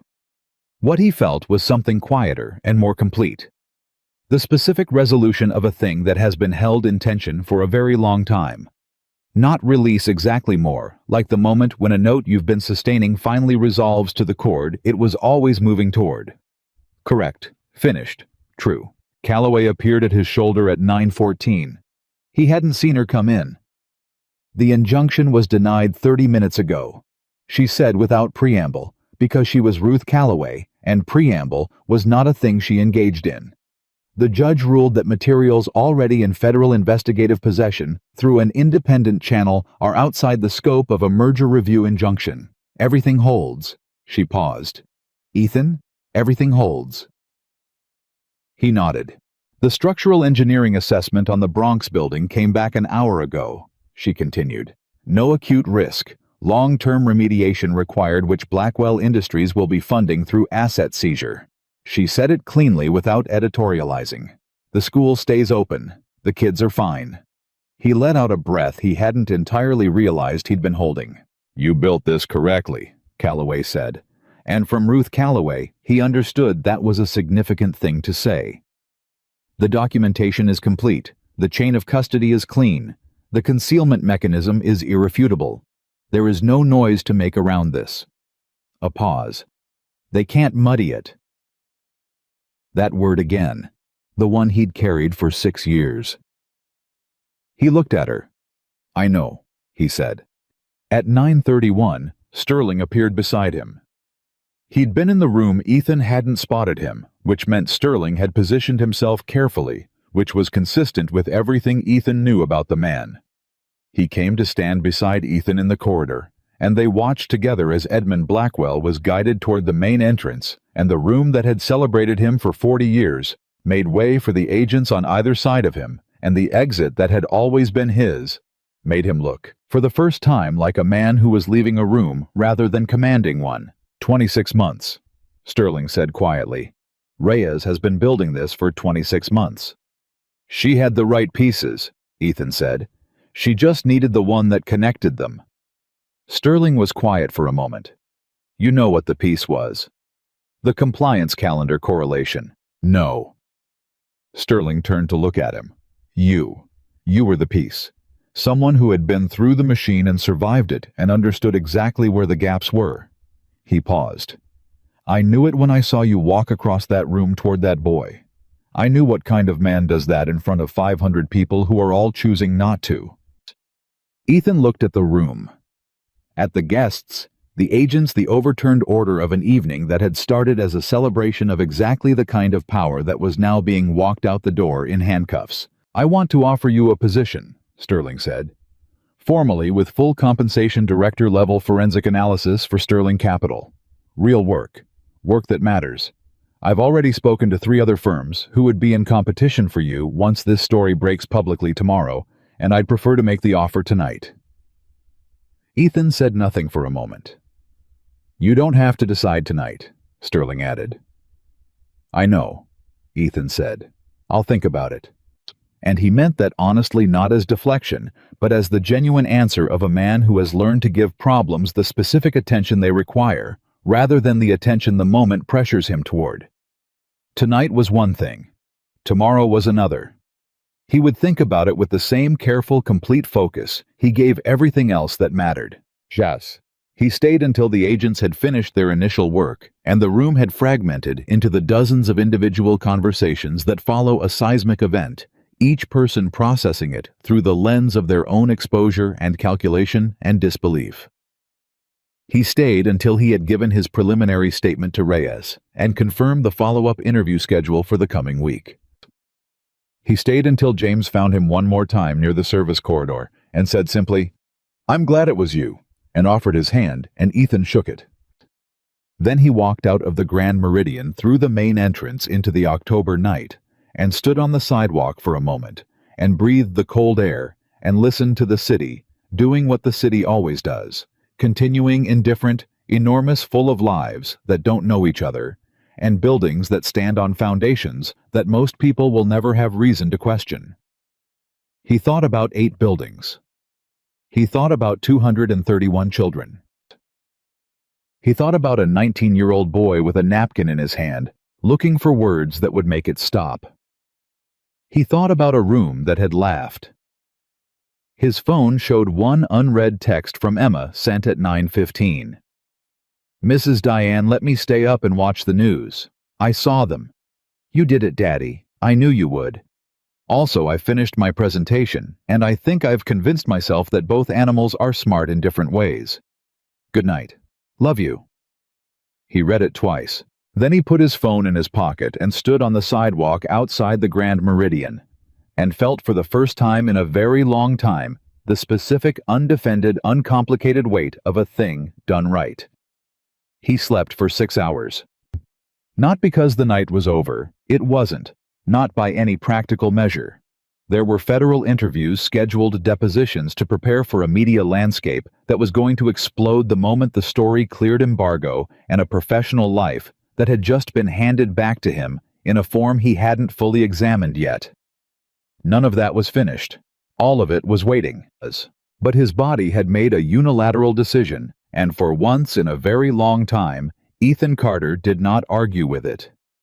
He lay down at 11:30 p.m. with his phone face down on the nightstand and was asleep before midnight, and did not dream about anything he could remember when he woke at 5:47 a.m. to the sound of his own alarm and the specific quality of early morning light that belongs to days when something has fundamentally changed and the world hasn't caught up to it yet. Wushe. He made coffee. He stood at the kitchen window and looked at the street below and watched a delivery truck and a man walking a dog and a woman in scrubs moving fast toward the subway entrance, and the city was exactly what it always was. Continuous, indifferent, enormous. And he was standing in it differently than he had been 24 hours ago. His phone had 47 notifications. He looked at them the way he looked at a complicated ledger methodically, without rushing starting at the beginning. 11 missed calls from numbers he didn't recognize, which meant journalists. 6 texts from Sterling in sequence, each one more urgent than the last. The final one sent at 2 a.m., reading simply, "Call me when you're up. It's moving faster than anticipated."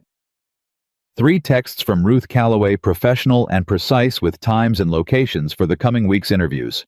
A voicemail from a 202 area code Washington that he filed for later. And 1 text from Carol, his ex-wife, Emma's mother. Portland Carol, who had not initiated contact with him about anything other than Emma's schedule in 4 years. The text said, "I saw the news this morning. I don't have the right words. But I want you to know I understand now what it cost you back then, and I'm sorry I wasn't able to hold it with you. You did something extraordinary. Emma is so proud of you. So am I." He read it twice. He set the phone down. He picked up his coffee and stood with it, and let that land in whatever place. Things like that land, which is not a place you can locate precisely, but you know when something has reached it. Then he called Sterling. V. Sterling picked up on the first ring, which meant he hadn't slept at all, or had been awake for hours, and knowing Sterling, it was the latter. "The story broke at midnight," he said without preamble. "Wall Street Journal ran it first. Calloway's contact there had the embargo set for midnight, and honored it exactly. By 2 a.m., it was on every major financial wire. By 4, it was network news." A pause. "Ethan, Blackwell Industries stock lost 63% of its value in after-hours trading. The board called an emergency session at 3 a.m.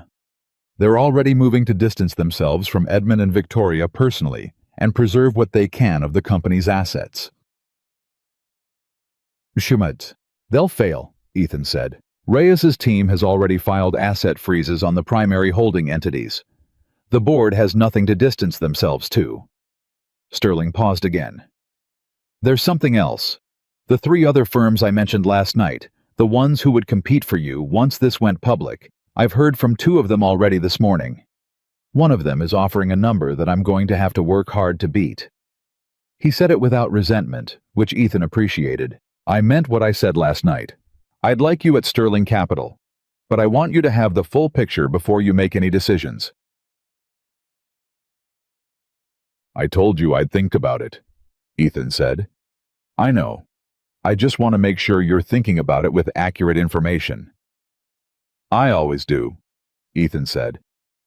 And Sterling laughed, brief and genuine, the same laugh from last night, and hung up. At 7 a.m., Ethan drove to Connecticut. He hadn't told Emma he was coming. He'd told Paul he was on his way, and asked Paul to keep it quiet, and Paul, his younger brother, quieter than Ethan, steadier in the way that younger siblings of complicated men sometimes are, had said simply, "She's been up since 5:30 watching the news on my tablet. I think she figured it out." He rang the bell at Paul's house at 8:22. Emma opened the door. "Stemmy." She was still in her pajamas, the ones with the small blue stars that she'd had since last winter and that were getting slightly short in the legs. Her hair was a complete disaster. She had apparently been crying fairly recently because her eyes had the specific look that crying leaves on children, and she had apparently decided she was done crying and was now somewhere past it in the territory of a person who has felt something very large and come out on the other side of it. She looked at him for exactly 1 second, then she ran. She hit him at full speed, the way only an 8-year-old can, entirely without any of the self-consciousness that adults bring to physical expression, all of her weight and momentum committed completely to the act of reaching him. He caught her and held on, and she wrapped her arms around his neck and her legs around his waist and pressed her face into his shoulder and held on, and he held her back with both arms and stood on his brother's front step and let himself feel the full, uncomplicated weight of his daughter in his arms. He didn't say anything for a moment. Neither did she. Then against his shoulder, muffled and slightly unsteady, "Did you beat the dragon?" "Shut." He closed his eyes. He thought about 7 buildings and 1 school. He thought about a compliance calendar and a 19-year-old boy with a napkin. He thought about a room that had laughed and a woman who had looked at a man carrying a tray and decided he was a function rather than a person. And what happened when you made that mistake about exactly the wrong man?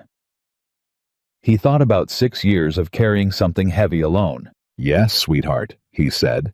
"The dragon will never hurt anyone again." She pulled back just far enough to look at his face, checking it the way children check adult faces for the truth that the words might be protecting them from. She looked at him for a long moment with those red-edged eyes. Then she appeared satisfied with what she found. "Okay," she said. "Good." She dropped back to her feet. "Uncle Paul made pancakes. There are blueberry ones. Come inside." He followed her in. Paul was in the kitchen, and he looked at Ethan, the way brothers look at each other after something large, a look that contained too much to be stated, and didn't try to state. It just held it briefly, and then moved on to the practical business of pancakes and coffee, and the ordinary morning that follows, an extraordinary night. "You look like you slept," Paul said. 6 hours. 6. That's more than I did. Paul poured coffee without being asked. "It's everywhere, Ethan. Every channel, every feed. They're calling it the biggest infrastructure fraud prosecution in a decade." "I know." "Are you going to be okay with all of it? The press, the attention?" "One thing at a time," Ethan said. Emma was already at the table with a plate of pancakes and her research materials, the horse versus dogs presentation, which she had apparently brought to Connecticut in her overnight bag, as though it were essential equipment. She was making small adjustments to a hand-drawn graph while eating in the particular multitasking way of a person who sees no contradiction between serious intellectual work and blueberry pancakes. Ethan sat across from her and drank his coffee and watched her work and felt something that was too quiet and too large to have a precise name. Not happiness exactly, not relief exactly. Something that contained both and was also beyond both. The specific feeling of a man who has kept a promise he made to himself in the worst moment of his life and is now sitting across from the reason he made it. His phone buzzed. He looked at it. A 202 number, the Washington voicemail from earlier, calling again. He stepped away from the table and answered, "Mate." The voice on the other end introduced itself as belonging to a deputy director at the Department of Justice, which Ethan processed with the same methodical calm he processed everything. The deputy director said that the Blackwell case had attracted attention at a federal level beyond the FBI's Financial Crimes Unit, attention relating to the broader question of infrastructure, certification integrity across multiple states, not just New York, and that there was a conversation the department would like to have with Ethan at his earliest convenience regarding a possible consultative role in a wider federal review. Ethan listened to all of it. Then he said, "I'll call you back this week," and hung up. He stood in Paul's hallway for a moment. Then he went back to the kitchen table and his coffee and his daughter's blueberry pancakes, because the Department of Justice could wait 20 minutes, and the pancakes could not. The federal interview with Reyes happened 2 days later in a conference room that looked like every federal conference room functional fluorescent, designed for the transaction of serious business, without the distraction of aesthetics. Reyes had 2 colleagues with her, both of whom Ethan had not met.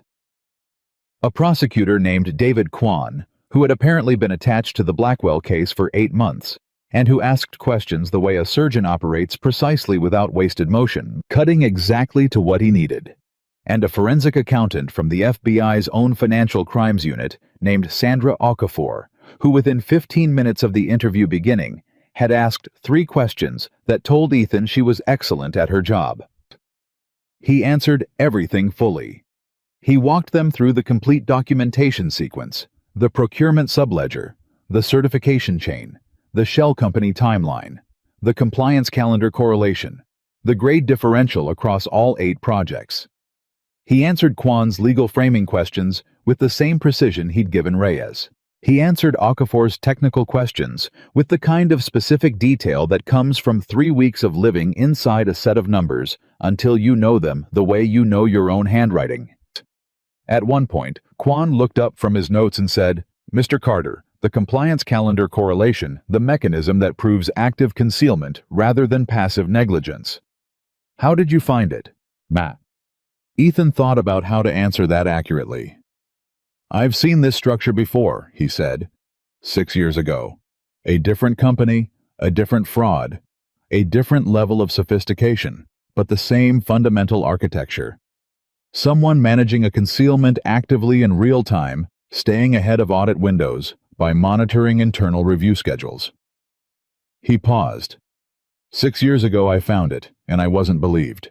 This time, I built the documentation around it first, before saying anything to anyone. I made sure the proof was complete before the claim was made. May. Kwan looked at him.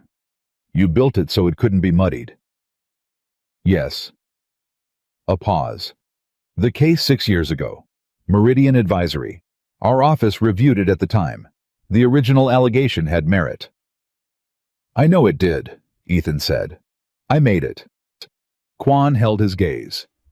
"The outcome of that case was not correct," he said.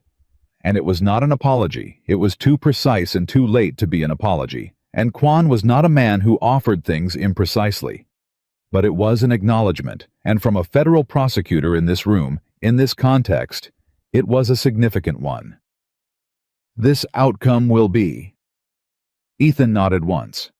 "I know," he said. "That's why I'm here." The interviews continued through the week. 3 more sessions with Reyes's team. A separate session with the city's buildings department regarding the structural remediation timeline for all 8 projects. A conference call with the Attorney General's office that lasted 90 minutes and covered territory. Ethan hadn't anticipated the question of whether the evidentiary framework he'd constructed could be adapted as a model for detection methodology in future infrastructure audits, which was a conversation that started as a question and ended as something that felt like the beginning of a proposal. On Thursday, 4 days after the gala, the first of the offers arrived in formal written form. Not Sterling's a firm called Hartwell and Associates Infrastructure Risk Advisory. A letter that was professionally written and contained a number that represented roughly 4 times what Ethan had made in any single year of his previous career. On Friday, Sterling's formal offer arrived. It was as Sterling had warned, a number he had worked hard to beat, and it showed. On Saturday morning, Ethan sat at his kitchen table with both letters in front of him and a cup of coffee that was still hot, and he thought about what he actually wanted, not what he was supposed to want. Not what the arc of the story suggested he should choose, not what would make the most sense to someone reading his life from the outside, what he actually specifically wanted. What? He wanted to do work that mattered. He knew that. That had never been in question. The 6 years of stripped-down survival hadn't changed. It had in some ways clarified it, the way removing everything non-essential clarifies what was always load-bearing. He wanted Emma to grow up watching a man who had not surrendered the thing that made him himself, even when surrendering it would have been so much easier. He wanted to be the kind of person that the next Marcus, the next 19-year-old standing in a corridor with a napkin in his hand, searching for words that would make it stop, would have someone willing to walk across 20 feet for them. He picked up Sterling's letter. He picked up his phone and called Sterling. "I have a condition," he said when Sterling picked up. "Tell me." "I want an independent whistleblower protection protocol built into my contract. Not the standard legal language, a specific funded, independently administered mechanism that applies not just to my own work, but to any analyst in my team who surfaces concerns through proper channels.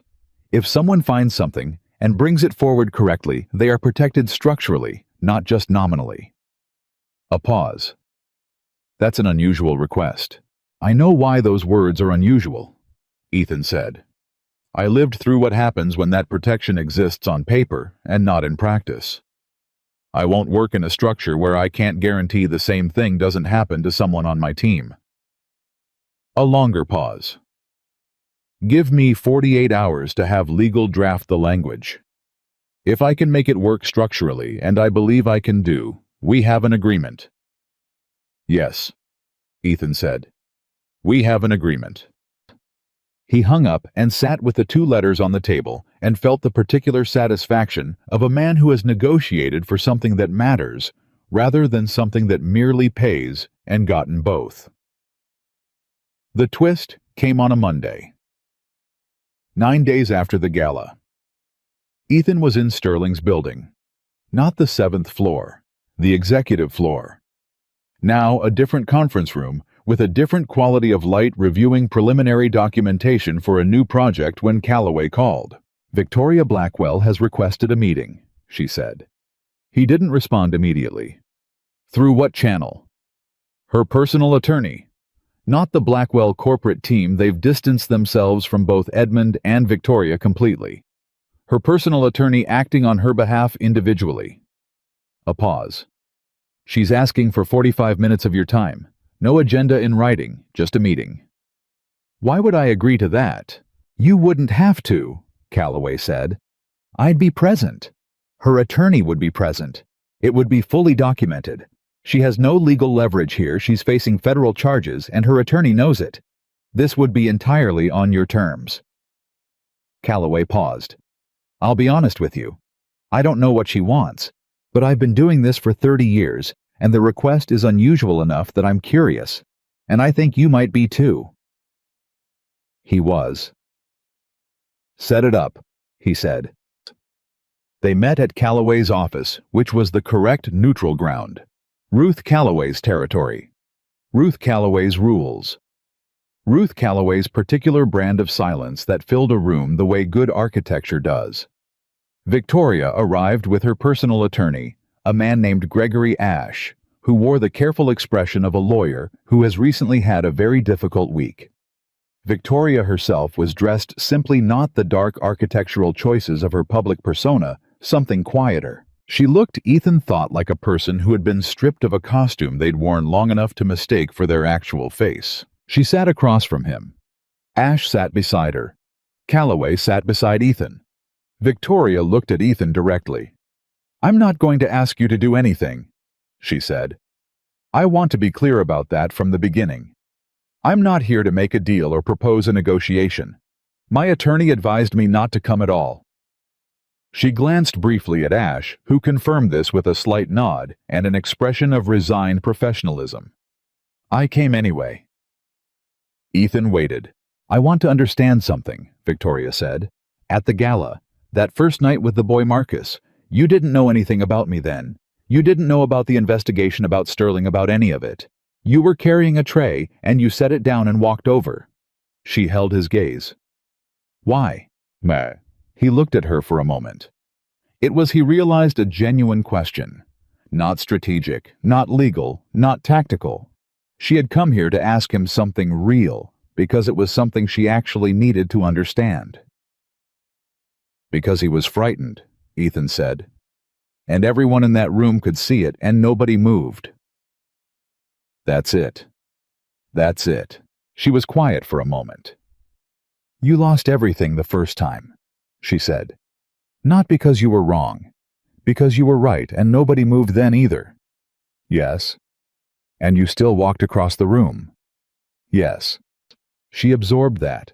Something moved across her face that he couldn't fully read, too complicated, too interior, too much happening behind it to name from the outside. She looked down at the table for a moment, and when she looked back up, something had shifted. Not remorse exactly. He didn't know if remorse was something she had access to, and he wasn't going to decide that for her. But something honest, something that had stopped performing. The school, she said. In the Bronx. I knew about the building. I didn't know there was a school inside it. She said it quietly. I don't know if that matters. It matters to the children, Ethan said. It doesn't change the legal situation. I know that. A pause. I know that. Ash put a hand briefly on her arm, the careful gesture of a lawyer communicating that they had reached the edge of what was advisable, and Victoria straightened, and the meeting ended 3 minutes later, with nothing resolved and nothing exchanged, except the thing she had actually come for, which was not a resolution, but a reckoning. A moment of looking directly at the specific human being on the other side of everything she had built and dismantled. Ethan walked out of Calloway's office into the October afternoon and stood on the sidewalk and thought about what he felt about that conversation. What he felt was this complicated, human, neither satisfied nor guilty about being satisfied. The specific adult, unresolved quality of a thing that doesn't end cleanly, because the truth is that nothing ends cleanly, that consequences are real and necessary, and still leave behind them the complicated wreckage of actual lives, and that sitting with that complexity is part of what it means to have taken it seriously in the first place. He walked toward the subway. He had dinner to make. 3 weeks later, Emma gave her horse versus dogs presentation to her class. Ethan had taken the morning off, a thing he was still learning how to do. Taking time off, allowing the work to exist without him for a few hours, and sat in a small plastic chair at the back of the classroom with 11 other parents. Emma stood at the front with a printed graph, 3 color-coded index cards, and the particular composure of a person who has done the research and trusts what it says.